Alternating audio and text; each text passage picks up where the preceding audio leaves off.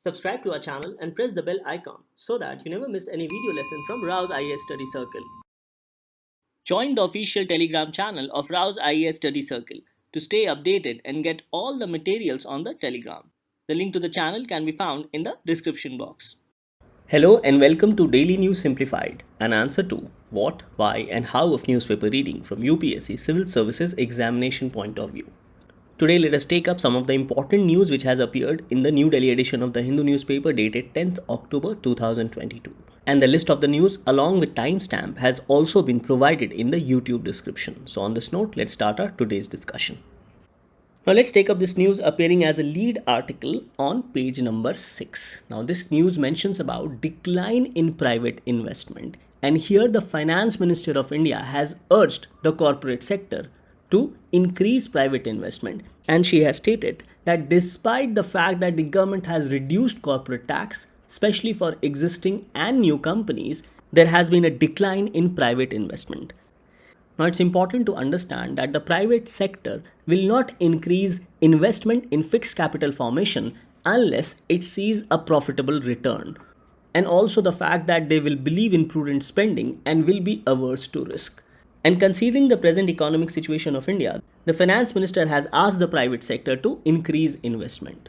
Now, as you can see, it highlights that private investment amounts to 75% of total capital formation. So here let us first of all understand about gross capital formation. Now, gross capital formation is also referred as gross investment, and it comprises of three components. The first component is the gross fixed capital formation, where investment is done in fixed assets and also in research and development, such as fixed assets includes money spent on roads, railways, industries, etc. So this implies involvement of the private sector in investment in fixed assets in India. The next component of gross capital formation is changes in stocks and inventories. And here investment will result in increase in value of the inventories. And the third component is the net acquisition of valuables. Now, valuables may include precious metals or stones or other antiques or other valuables. So the decline in investment by the private sector is mainly with respect to the first component, that is with respect to gross fixed capital formation. Now let us understand this through a graph. Now let us look into this particular graph. It mentions about trends in gross capital formation. And here GCF, that is gross capital formation, also includes gross fixed capital formation, change in stocks and also valuables. Now as you can see, this table gives a data with respect to 2010-11, 2015-16 and 2019-20. Now according to the data, the private investment as a part of capital formation has declined from 25% in 2010-11 to 22% in 2019-20. And even investment by the government sector, that is the public investment, has also declined from 2010-11, which was at 8% to 7% in 2019-20. Now if we look at the total gross capital formation in 2010-11, it was 40%, which has declined to 31% in 2019-20. Out of this 31%, 29% investment came from gross fixed capital formation. And out of 29%, investment by the public sector was mere 7%, whereas investment by the private sector was 22%. And this investment of 22% by the private sector in gross fixed capital formation accounts for 75% in capital formation. And this is what has been highlighted here, as it says that private investment accounts for 75% of total capital formation, and hence its revival becomes important, which has been highlighted by the Finance Minister of India. So it is with regard to this 75% of total capital formation which comes from the private sector. Hence the Finance Minister has urged to increase private investment in order to revive the Indian economy. Now despite the suggestions provided by the Finance Minister to improve the gross fixed capital formation by the private sector, the article highlights or suggests that even the government should increase the public spending in the gross fixed capital formation. And based on this, the article has suggested various reasons as to the reason regarding decline in public investment, especially after 2014 when the new government came to power. And based on this, the article has also provided certain suggestions for the government to improve spending regarding gross fixed capital formation. Now, regarding the reasons for decline in public spending, especially after 2014, the main reason can be attributed towards change in policy of the government, as the present government believed in the policy of minimum government and maximum governance. And because of this policy, state-driven model of economic development was not pursued, which was earlier pursued by the previous UPA government, as it increased public spending, especially after the global economic crisis of 2008. Now, after the NDA government came to power in 2014, private investment had started to decline. And based on the sluggish economic growth, this further impacted the overall investment scenario. So this article suggests that the government, after coming to power in 2014 and based on its change of policy, it in a way misread the economic situation of India, and this overall impacted the aggregate demand in the economy. Now, another reason regarding decline in public investment was the limitations imposed by FRBM Act, or the Fiscal Responsibility and Budget Management Act, as it limited the borrowings of the government up to 3% of GDP. That is, it limited the fiscal deficit up to 3% of GDP. Now, because of change in policy of the NDA government, heavy reliance was placed on private industries for investment purposes despite sluggish growth. And we have already seen that the private sector is very averse to risk and it will not invest until it is sure on profitable returns. So this in a way overall contracted the gross capital formation in India. And the minimum government and maximum governance policy of the central government further put public spending on hold, and this failed to expand the aggregate demand in the economy. And decline in demand reduced production, which ultimately slowed down or impacted the growth of Indian economy. So all these reasons can be attributed towards decline in gross capital formation, particularly gross fixed capital formation from 25% in 2010-11 to 22% in 2019-20. So it is in this backdrop this article suggests that the government needs to step up public investment if private investment declines, in order to ensure that the gross fixed capital formation does not decline any further in the economy. Hence, there is a need to increase public investment by the government. Further, this article also suggests that historically, public spending has improved the situation of Indian economy as it has helped to increase the aggregate demand. So, it says that even history favors public investment in times of economic necessity, as was seen in 1950s, 1970s, and even in the 2000s during the global financial crisis. Further, the article suggests that crowding in is more favorable as compared to crowding out, and this has also been suggested by IMF, or International Monetary Fund.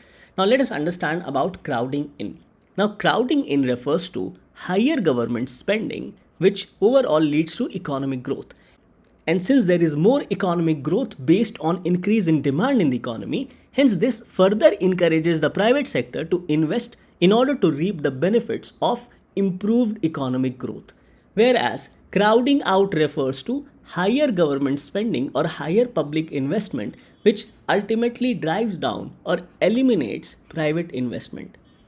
So according to the concept of crowding out, if there is more investment by the public sector, then this will ultimately crowd out or make the private sector go away from that particular sector. And here the article suggests crowding in, that is, it favors more public spending or it favors more public investment, as it will further encourage the private sector to spend more in the economy. And even the IMF favors crowding in, as public investment provides stimulus to the economy, which further leads to increase of demand, overall leading to increased growth in the economy. Now, COVID pandemic made the government realize the importance of public spending, and after COVID, we have seen an expansion of public investment. However, this article suggests that this expansion of public investment, especially post-COVID, must be sustained for at least half a decade or for at least 5 years or even more. And in this regard, right projects must be chosen in order to improve productivity enhancing infrastructure. And in order to enhance public investment, especially regarding infrastructure and improving the productivity, tied funds must be provided to states, to identify such particular sector where investment increases productivity. Now, increased public spending can lead to increased inflation in the economy. And to counter such inflation, there is a need to increase agricultural produce other than superior cereals such as rice or wheat. Hence, this article suggests that investment must be done in states regarding particular sector where productivity can be increased, and also there is a need to push agricultural produce. And in this regard, there is also a need to end import dependence on edible oil, as it will reduce the cost of imports, which is becoming expensive due to depreciation of Indian rupee, and also ensure supply of vegetables in the domestic market. Now, both these cumulatively will help to reduce food inflation in the economy. So, despite measures taken by RBI, even a supply side thrust is necessary to end food inflation in the Indian economy. Thus, this article suggests that there is a need to increase public spending by the government and also to push agricultural produce in order to contain food inflation, which can be done through supply side thrust. Thus, this article becomes important from our examination perspective under GS paper 3 regarding issues relating to Indian economy and also changes in industrial policy and their effects on economic growth. Now, based on our understanding of this article, this becomes your practice question for the mains examination. The question says, despite decline in private investment towards capital formation, thrust from public investment is necessary to sustain economic growth. Examine the statement based on previous examples. This question carries 10 marks and needs to be answered within 150 words. So with this, let's take up the next article for discussion. Now let's take up this article appearing on page number 6. And this article talks about or deals with the importance of advanced microchips. So on one hand, there are various technological developments taking place in these advanced microchips. And these technological developments is driving trade and commerce across various sectors such as defense and security, cybersecurity, telecommunication, electronics, mobility or automobiles, etc. So the importance of microchips is growing every day. And the growing importance of microchip cannot be only associated with technological development or trade and commerce, but it is also impacting geopolitics. Now, to understand the importance of geopolitics, it's important to know that manufacturing and transfer of technology with respect to advanced microchip is done only by few countries or very limited countries. So there are only few countries which are actually manufacturing or producing these advanced microchips, and these includes Taiwan, South Korea, United States of America, Japan, and even China on certain scale. Now, both Taiwan and South Korea can be said to be the most efficient country in terms of manufacturing and synthesizing the advanced microchip. And one of the reasons for United States to support Taiwan against the escalation of China is with respect to its ability to produce these advanced microchips.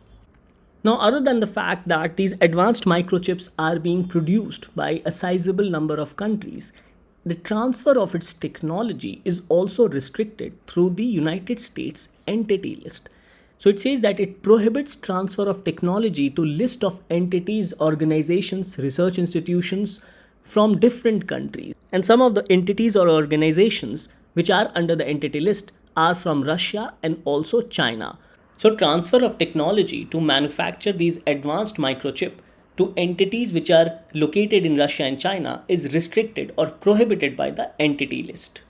And this lack of technology is also impacting Russia in the ongoing Ukraine war. Now, this article also gives an example as Russia lacks these precision guided missiles. Although Russia has these missiles, but not at a mass scale or at a very large scale to impact Ukraine. Whereas on the other hand, Ukraine, because of its Western allies, has these precision guided missiles which it is effectively using against the Russian army. Now, another example is regarding Huawei. Now, a subsidiary of China's Huawei developed a design for an advanced chip. The name of the chip was HI Silicon Kirin 9000. And after Huawei developed a design for this advanced chip, it outsourced the production to TSMC, that is Taiwan Semiconductor Manufacturing Company. Now, the problem happened after escalation between China and Taiwan. And because of sanction imposed by United States on China, Huawei could not produce this advanced microchip at an industrial scale, although it had developed its design. So this is how manufacturing of microchip by few countries and restriction placed by United States regarding its use and synthesis is not only impacting trade and commerce and technological advancement but also geopolitics around the world. Now another example highlighted in this article with respect to advanced microchip is its usage by Apple, which manufacture laptops and iPhones.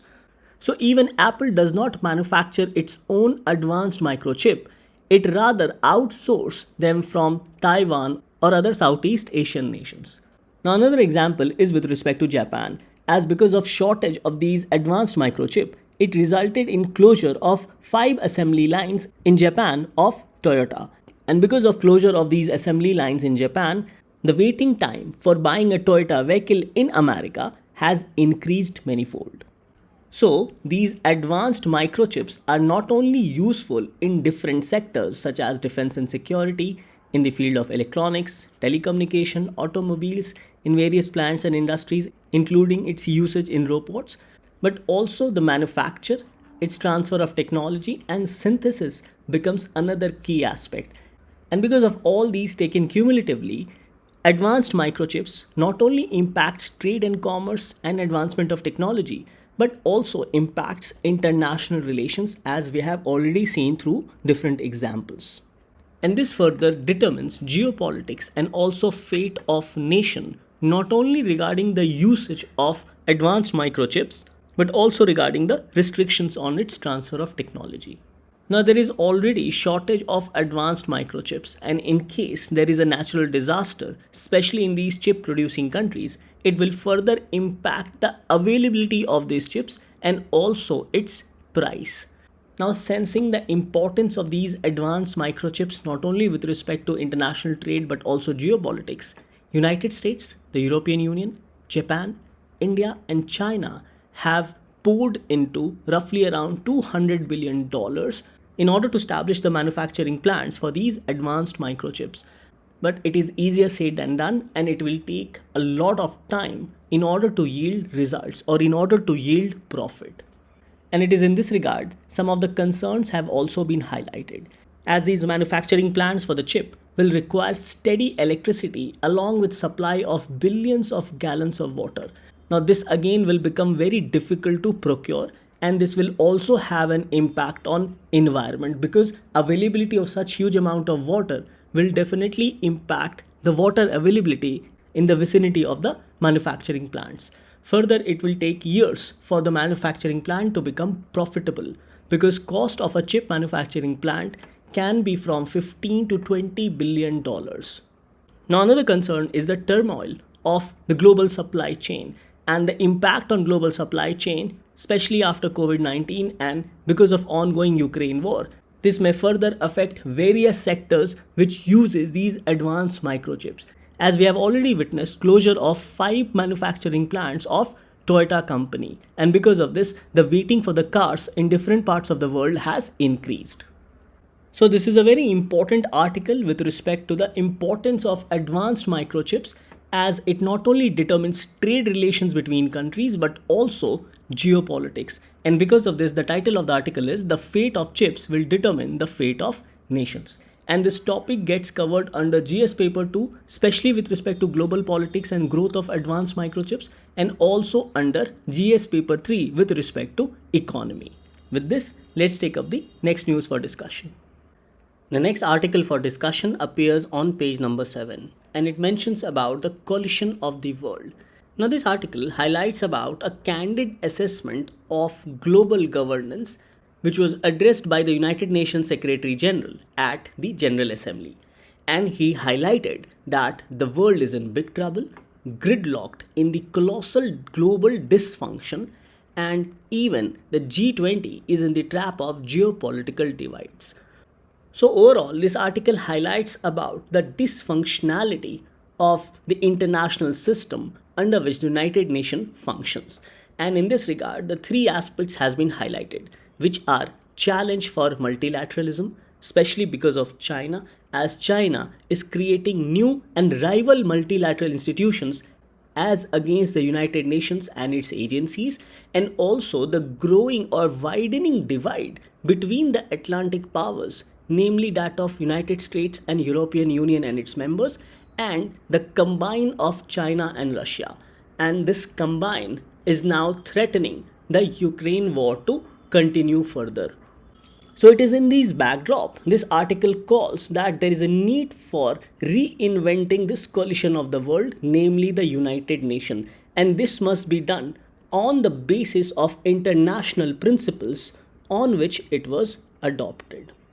And here in this backdrop, India has an important role to play, particularly with respect to its upcoming presidency at G20 and also at the SCO, that is Shanghai Cooperation Organization. So it is in this backdrop of challenge for the United Nations. The United Nations Secretary General has stated that in a splintering world, we need to create mechanisms of dialogue to heal divides, and only by acting as one, we can nurture fragile shoots of hope for a coalition of the world. And this calls for a fresh thinking or fresh ideas so as to re-innovate or revigorate the functioning and working of United Nations. So in this backdrop, let's go through these different challenges which the United Nations currently faces. So the schism or the divide between the members of United Nations has been growing, and one of the reason is regarding challenge for multilateralism. So here it highlights that as of now, countries have divided themselves into various groupings, and this division is based on certain set agendas or certain self-interest. And this division of countries into various groupings is further impacting international cooperation, especially in certain events of emergency. Now, even group of countries are preferring to work outside the agency of United Nations or outside the umbrella of United Nations so that they will not be bound by the rules of United Nations. And in this regard, the G7 at its summit in June, it endorsed the goal of Cooperative International Climate Club. Now, this was done to accelerate climate actions, however, outside the umbrella of United Nations. So such working mechanism impacts the functioning and also credibility of United Nations. Further, the dispute settlement mechanism of WTO or World Trade Organization without quorum has led to its dysfunctionality. And without its quorum, the dispute settlement mechanism cannot function. So again, the functioning of World Trade Organization is into question. Now regarding the aspect of climate finance, promise to provide $100 billion per year still remains unfulfilled, and lack of funds for climate finance is impacting the environmental issues in developing countries. And because of lack of funds, the developing countries are not able to adopt environment-friendly techniques or not able to convert their thermal coal-based plants into renewable energy. So these are some of the examples which has been highlighted regarding challenge faced by United Nations with respect to multilateralism. The second set of challenge which has been highlighted in this article is regarding China opting for rival multilateral institutions, or rather creating them in order to create a second set of world order. And in this regard, the examples has been highlighted are the Belt and Road Initiative, Global Development Initiative of 2021, and the Global Security Initiative of 2022. And all these have helped China to create its own sphere of influence with half of the world's population, which accounts for 1/3 of the world's GDP. Now under Belt and Road Initiative, we all know that it provides for infrastructure, connectivity, trade aspects and also finance aspects to different countries through various projects. Under the Global Development Initiative of 2021, it aims to provide for economic and social development and also accelerate the momentum to achieve United Nations 2030 Sustainable Development Goals agenda. Now this effort by China overall undermines the effort of United Nations, as it has also received support from countries and international organizations. And the third aspect is the Global Security Initiative, which the China has started in 2022 itself. Now this security initiative is sort of an alternative to the Western-led security order on the likes of NATO. So China intends to create its own NATO as China has been very vocal against the formation of groupings in the Indo-Pacific region, particularly Quad and AUKUS. And regarding the Global Security Initiative of 2022, China initiated a trial at Samarkand during the SCO summit. And the third point highlighted regarding dysfunctionality of United Nations is reflecting of deepening divide between the Atlantic powers and the combine of Russia and China.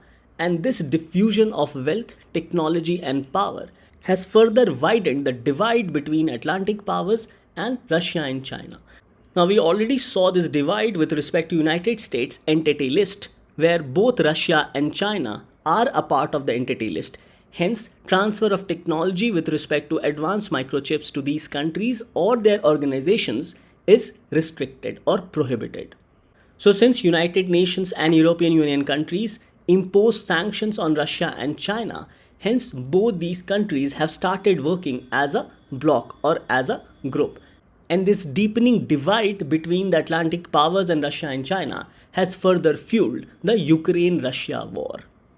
So it is with respect to these different set of challenges, it provides a very good opportunity for India during its upcoming presidency at G20 and SCO summit, as it will have opportunity to initiate dialogue with different set of countries to heal these divides or to reduce the schism or to reduce the growing divide among different nations. Thus, this article becomes important, particularly from the perspective of GS paper 2 under international relations. Now, this news appears on page number 12 and it highlights about the death of 2 BSF Jawans who were sent for United Nations peacekeeping. So this news says that UN peacekeepers need robust mandates and should be able to go after the armed groups. Now this news highlights that death of soldiers who were sent for UN peacekeeping has increased over last few years, and this has been because of increased hostile environment in which these soldiers are sent. And moreover, these soldiers are not prepared to face such hostile situation, and at times peacekeeping results into restoration of peace. So they face a lot of hostile situations for which they are either not prepared or for which they are either not informed. So all these reasons have resulted in death of number of soldiers who are sent from different countries to United Nations peacekeeping.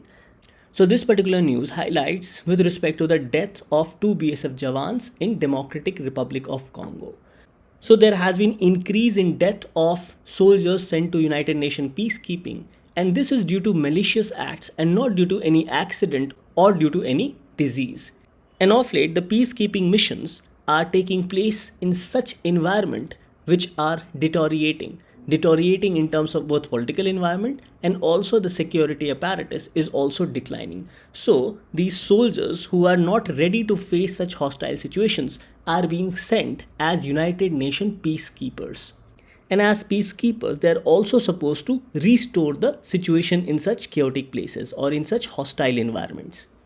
And because of the hostile environments, there has been increasing threat against the United Nations peacekeepers, and these soldiers also faces terrorist and criminal groups who intend to create chaos in such environment. So the issue highlighted here is regarding imbalance or asymmetry, that is with respect to those countries who are deciding on the mandate of such peacekeeping missions and those countries who are sending their soldiers. And the countries sending these soldiers are often not informed about the difficult terrain or the difficult environment in which their soldiers are being sent into. So the issue highlighted here is that the countries participating in United Nations peacekeeping missions does not have enough say, and their soldiers are being sent to hostile environment to face such terrorist groups or criminal groups for which they are neither physically or mentally ready. So there is a sort of asymmetry or imbalance with respect to those countries taking decisions and with respect to those countries providing soldiers. And it is because of these hostile environment, peacekeeping in the present time has turned into restoration of peace because of deteriorated law and order situation in such hostile environments. So the need of the hour is proactive mandate for UN peacekeeping, better equipments and preparation for such soldiers, and also better information regarding the terrain and the environment in which they are being sent into, And there is also need for geographical balance of soldiers coming from different parts of the world. Plus, crime against these peacekeepers should amount to war crimes according to international law. Now, talking about peacekeeping, the United Nations peacekeeping is guided by four basic principles, of which are consent of the parties, impartiality, non use of force except in self defense, and defense of the mandate. And since India is one of the founding members of United Nations, India has sent a lot of soldiers to various peacekeeping missions. Now, regarding UN peacekeeping, it is a unique global partnership, and this brings together the General Assembly, the Security Council, the Secretariat, troop and police contributors, and the host governments. And this is a combined effort to maintain international peace and security. So mainly the purpose of the United Nations peacekeeping soldiers is to maintain peace and security, obviously, to facilitate political process also, to protect the civilians, assist in disarmaments, demobilization and reintegration of former combatants, support election process in a peaceful manner, protect and promote human rights, and also to assist in restoration of rule of law. However, the present situation has become a bit more hostile and far exceeds the ideal purpose for which UN peacekeeping was envisaged. So it says that now peacekeepers are often involved in civil wars where constitutional authority either does not exist or is often limited. And such a situation put the life of the soldiers at risk. It says that sometimes non-state actors are also involved, which are not bound to follow any norms or any rules. And this further puts the lives of soldiers at risk. Further, these soldiers are also called upon to monitor humanitarian relief operations, to monitor human rights violations, assist in mine clearance, monitor state boundaries, provide civilian police support, assist in infrastructure building like road, railway, bridges, etc., and also assist in the electoral processes. Now, regarding the history of peacekeeping, it was formed as a tool to maintain peace and security in the conflict areas during Cold War period when United Nations Security Council had been paralyzed. And the first peacekeepers were sent to Arab-Israeli war. They were unarmed military troops whose primary role was to monitor, report and build confidence. First armed mission was in 1956 during the Suez Crisis. First large-scale mission was the Congo Crisis, where 20,000 troops were deployed, and India also contributed heavily in this mission. And since then, more than 70 missions have been employed by the United Nations. So it is with respect to these peacekeeping forces, Government of India has proposed a 10-point plan. The first point highlighted here is that peacekeeping missions should be given clear and realistic mandates that are matched with adequate resources. Here it highlights that since the troop and police contributing countries do not have a role in the decision-making process as to where the soldiers are sent, and this anomaly should be rectified. So, it talks about giving more power to the host countries who are sending their soldiers to such peacekeeping missions. The second point highlighted is that Security Council needs to avoid certain terms and formulations while crafting these mandates of the missions, which may generate false hopes or false expectations. So there should be more clarity and more transparency in formulating the missions with respect to peacekeeping. And peacekeeping missions should be deployed prudently with full recognition of their limitations also. The third point mentions that there is a need for coordination with the host government, as this will help to address misinformation and disinformation against peacekeepers, as the peacekeepers often have to face protest by the local population. So there is a need for better coordination with the host government, that is with the government where they are going, as it will enhance their safety and all out efforts to bring the perpetrator of crimes against peacekeepers to justice. Further, the Government of India has also proposed to build a memory wall to remember those peacekeepers who have died during the mission. So the proposal says that UN should ensure that proposed memorial wall for fallen peacekeepers at the world body's headquarters should be installed urgently. It then mentions about establishing trust and smooth coordination between peacekeeping missions leadership and the host state, as this is essential to achieve the goals of the peacekeeping missions or such operations. It further mentions about the important role played by the women peacekeepers. It also mentions about introducing advanced technology in peacekeeping missions to overcome security challenges. It further mentions that there is a need for addressing the insecurity of civilians caused by terrorist groups, and here the host government has the main responsibility to protect civilians from non-state groups across its territory.